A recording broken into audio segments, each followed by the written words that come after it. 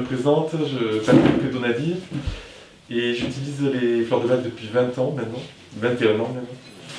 Et donc mon parcours dans le bien-être a commencé en 96. J'ai fait une formation de naturopathe, formation en communication non violente aussi, et d'autres formations en énergétique.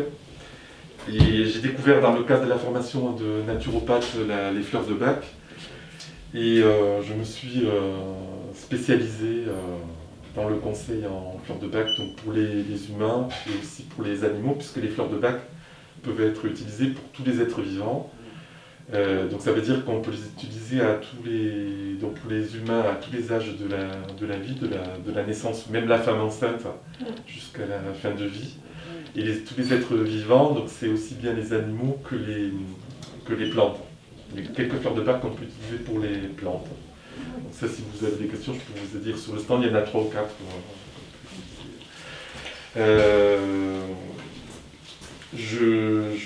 Donc les fleurs de bac, peut-être les gens connaissent donc les flacons qu'on trouve le plus connu, c'est le Rescue. Un conseiller en fleurs de bac ne vend pas de flacons. En fait, après un entretien, on fait un mélange personnalisé, adapté donc pour la personne ou pour l'animal. Et ce traitement se présente sous forme de flacon en spray, quoi. Après, c'est le même produit dedans, ou en flacon compte-gouttes. Et pour les animaux, c'est souvent en flacon compte-gouttes parce que notamment les chats ont très peur des sprays. Donc voilà, c'est pour ça que j'ai amené. Mais pour les humains, souvent, c'est le spray qui est tendance parce que c'est très pratique à prendre au niveau discrétion et puis au niveau c'est de pulvérisation à chaque fois, donc c'est très, très rapide. Pour vous faire donc un petit historique des fleurs de bac, donc ça a été découvert par le docteur Bach, Edward, et donc il est né en 1886 et il est mort en 1936. Pour vous situer la période. Et c'est sur la fin de sa vie, donc c'était un médecin londonien, donc il est anglais, originaire du pays de Galles. Et... Elle est galloise.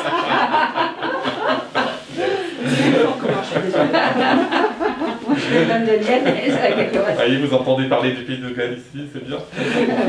C'est parfait.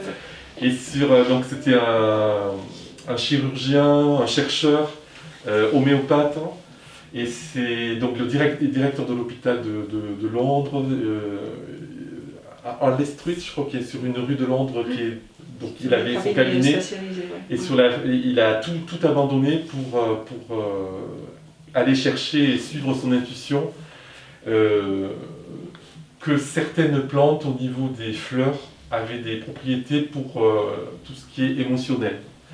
Et c'est sur une très courte période, sur 6-7 ans, qu'il va découvrir toutes les 38, lui de son temps, il les appelait les fleurs guérisseuses, et c'est après sa mort qu'on a appelé ça les fleurs de Bach. Mais lui de son temps, dans les conférences qu'il présentait, c'était les fleurs guérisseuses.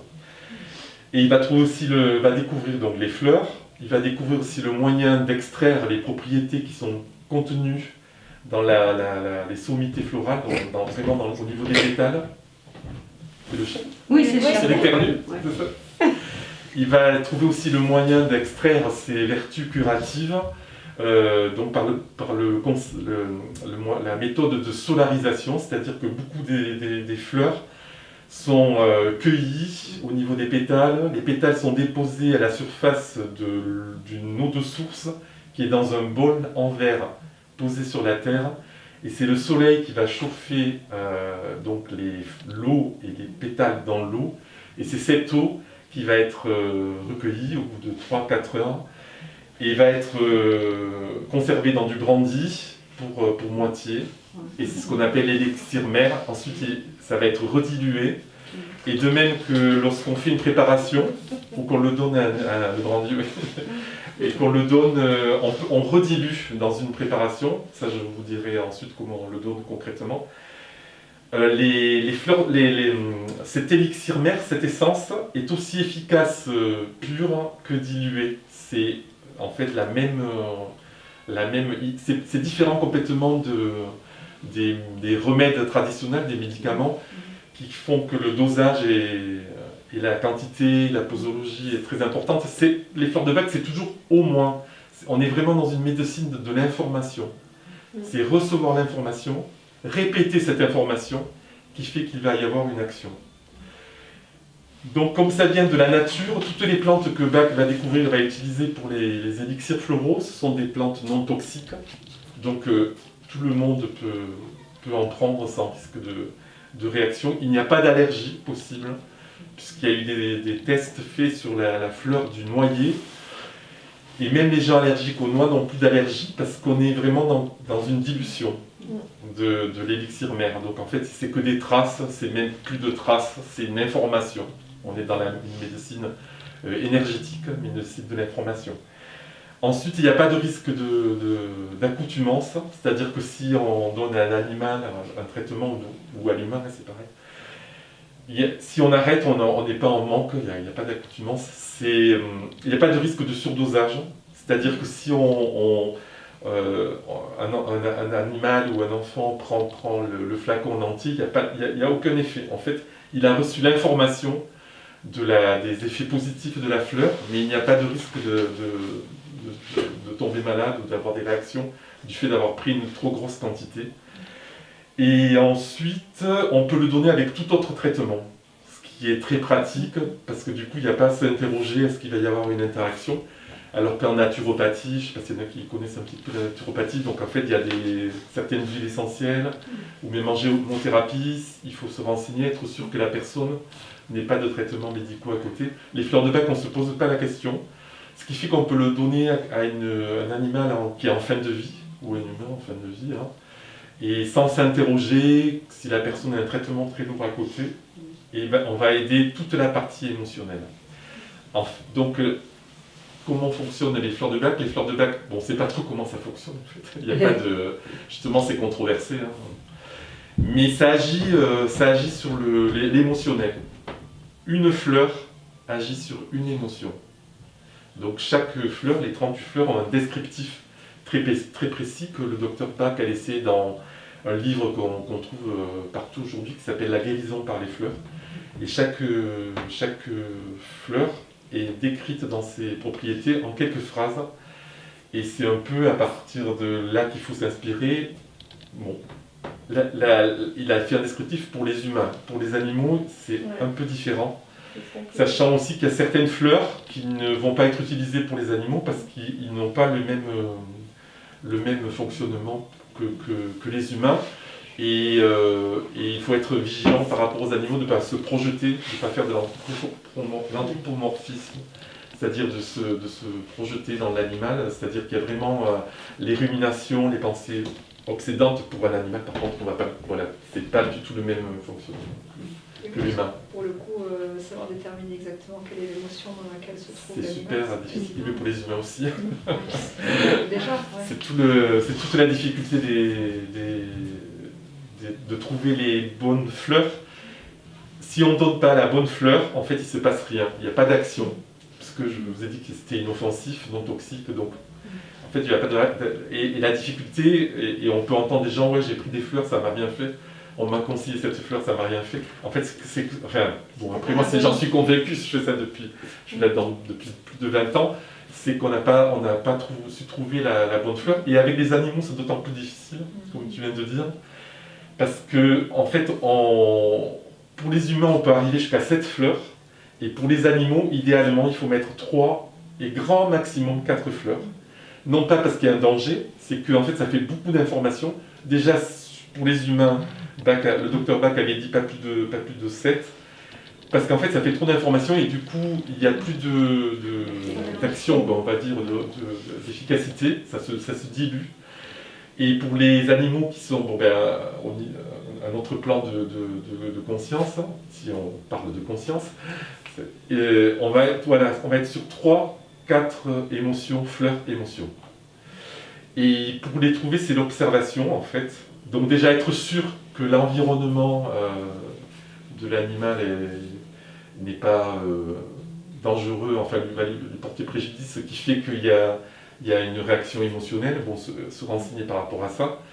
Quand c'est son animal, bon, ben, évidemment on est sûr de ça, mais voilà, quand on est dans le conseil pour quelqu'un, être sûr que toutes les conditions de bien-être de l'animal, qu'il est bien nourri, qu'il a voilà, un habitat sécurisant, et après trouver au niveau de son histoire. Souvent pour les animaux, c'est la phase de l'enfance, le sevrage qui est super, super important, d'être sûr que ça a été fait jusqu'au bout. Parce qu'à partir de là, ça peut être une mémoire de séparation, ou voire les animaux qui ont été abandonnés, ou, en fait on ne sait pas trop leur histoire, ils ont pu être battus ou maltraités. Et du coup, bon, par rapport à ça, il peut y avoir des fleurs, mais c'est toujours comme pour l'humain, hein, se renseigner de l'histoire, du passé, de ce que porte la personne. Et après, c'est aussi savoir par rapport à la race. Il y a des races, pour les chiens, les chats, certaines races qui ont des comportements qui sont spécifiques et qui ne sont pas forcément des problématiques, qui sont leur manière de fonctionner. Et toujours se renseigner aussi par rapport aux animaux, souvent la raison d'un comportement, d'une émotion difficile pour l'animal, ça peut être une peur. Et toujours penser que ça peut être une peur qui cause la difficulté émotionnelle, le trouble émotionnel ou le changement de comportement de l'animal. Et surtout aussi donc, pour les animaux, c'est qu'il est avec l'humain. Et donc il est le miroir de l'humain, il est éponge. Donc il y a des fleurs, pour ça on verra un peu quelques fleurs. Donc être sûr qu'il n'y ait pas voilà, une fusion et certains, notamment le chien, et le protecteur et le protecteur de son gardien, de son maître. Et donc parfois le chien peut avoir des problèmes qui viennent du fait de son maître qui est en difficulté, parce qu'il va le protéger. Et donc le chien peut aller jusqu'à ne pas montrer la maladie pour protéger le maître qui pourrait être, c'est déjà arrivé dans des anecdotes que je connais. Un chien qui va se dépenser là c'était un chien qui se dépensait jusqu'à l'épuisement, un chien de chasse, pour protéger son maître qui avait une maladie. Et le chien l'avait senti, le maître ne le savait pas. Et le chien se dépensait jusqu'à l'extrême et avait des problèmes. Et c'était le chien qui était traité, mais en fait le problème venait du maître, même si ce n'était pas visible, on va dire. Il semblerait qu'ils peuvent le ressentir au niveau odorat, les cancers, tout ça. Oui, c'est ça. Mais ils en parlent beaucoup avec le Covid, ils en ont beaucoup parlé. Oui, avec le Covid aussi, donc oui, ça vérifie bien qu'il peut y avoir... ensuite, pour donc choisir les fleurs, il n'y a pas... En plus, en quelques minutes, on peut pas... Je peux pas... C'est vraiment de l'expérience et il faut ne pas hésiter à tester les fleurs. C'est-à-dire qu'il y en a une, si on la sent, on n'est pas sûr, on teste sur l'animal et voir s'il y a une réaction. Normalement, les réactions sont dans les 3, 4, 5 jours, ça peut être assez rapide. Quand c'est une émotion qui s'est mise en place depuis peu de temps, quand c'est des émotions qui sont en place depuis des années, c'est beaucoup plus compliqué. C'est-à-dire qu'il faut faire un traitement sur la durée, pour avoir une action visible en résultat. D'où la difficulté vraiment d'avoir le bon traitement, avoir choisi des bonnes fleurs, autant pour les humains que pour les animaux.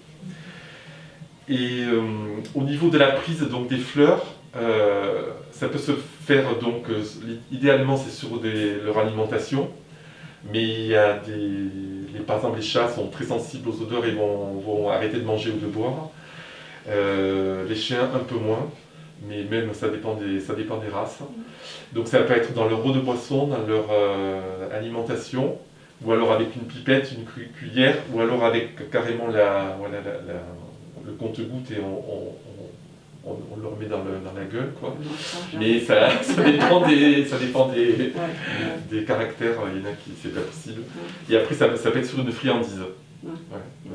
Mettre les 4 gouttes sur une friandise qu'on leur donne. Donc pour les chevaux, ça va être une carotte ou une pomme. Alors pour les chevaux, parce que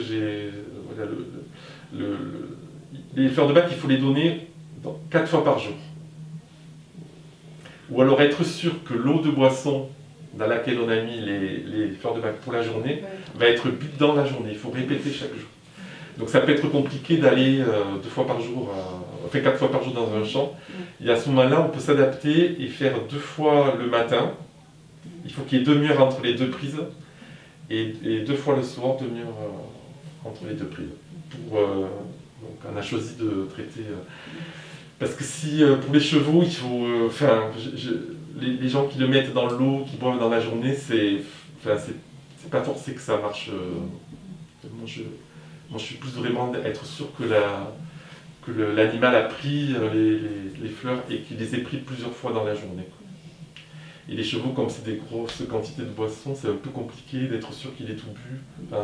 Surtout des boissons pas forcément seuls. Oui, c'est ça. Et par rapport à ça, oui, si on a plusieurs animaux qui vont dans l'eau de boisson, il n'y a pas de souci en fait que l'autre animal prenne les fleurs de bac, puisque s'il n'en a pas besoin, il n'y aura pas d'effet secondaire ou de troubles particuliers. Bon, en fait, il ne se passera rien et l'animal qui en a besoin, donc en fait, ça permet de le... Mais il va en manquer l'autre, du coup. C'est pour ça que c'est mieux d'être sûr que l'animal qu'on traite avec les fleurs de bac les ait pris, mais il y a certaines situations où des cas où c'est arrivé que les gens le donnent et ça s'est bien passé, quoi, en fait. Par exemple, s'il y a 2 chats, un chat, un chien, c'est beaucoup plus simple. Voilà, on donne dans l'eau, on sait qu'ils ont pris les quantités dans la journée. Alors normalement, c'est par 4 gouttes à chaque fois, donc d'une dilution, je parle. Pour les animaux, c'est quand même mieux de diluer, parce que sinon, en fait, vous allez donner du brandy. Pour les humains, c'est 4 fois par jour, par 2 gouttes, quand on prend le flacon pur. Et donc en diluant, si vous voulez, à chaque fois il y a 2 gouttes dans 30 ml, donc on est vraiment, il y a une trace d'alcool il n'y a pas de risque. Et donc là, c'est important de donner 4 fois par jour, 4 gouttes. Et si on met dans l'eau de boisson, on met les 16 gouttes, le traitement de la journée dans l'eau de boisson, et le lendemain on va répéter.